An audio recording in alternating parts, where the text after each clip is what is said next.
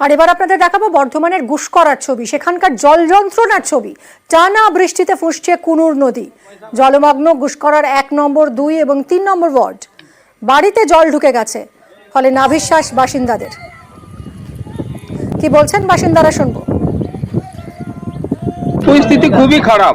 কেন যে জল হঠাৎ এক রাতে বৃষ্টিতে এইভাবে জল হয়ে যাবে বন্যার পরিস্থিতিতে, তার জন্য আমরা সব ছেলেগুলোকে নিয়ে আমরা রেস্কিউ করা হচ্ছে, তাদেরকে উদ্ধার করে ওই রাস্তার উপরে রাখা হয়েছে, যেখানে এখন তো ঘর নাই। সেই পরিস্থিতি কেউ প্রশাসনও আসে নাই, না কেউ এসেছে আমাদেরকে রেস্কিউ, নিজেরাই করছি আমরা।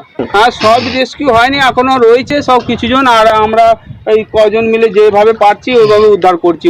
জল তো পুরো ডুবে গেছে।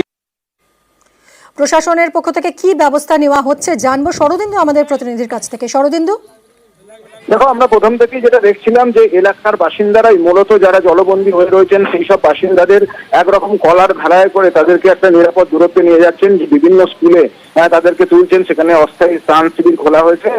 এরপর প্রশাসনের পক্ষ থেকেও এই যে যারা জলবন্দী হয়ে রয়েছেন, যাদের বাড়ি জলে ভেসে গেছে, তাদেরকে সরিয়ে নিয়ে যাওয়ার একটা প্রচেষ্টা শুরু হয়েছে। এবং গুসকরা পৌরসভার 1, 2, 3 নম্বর ওয়ার্ড এবং তার আশপাশের এলাকায় মূলত জলবন্দী হয়ে রয়েছে একরকম। এবং কুনুর নদীর জল ক্রমশই বাড়ছে। আকাশের অবস্থাও কিন্তু ভালো নয়, যদিও বৃষ্টি হয়নি, তবে আকাশ মেঘলা হয়ে রয়েছে, যে কোনো সময় আবার বৃষ্টি নামতে পারে এবং সেক্ষেত্রে দুর্ভোগ আরো অনেকটাই বাড়বে, এমনটাই আশঙ্কা করছেন বাসিন্দারা।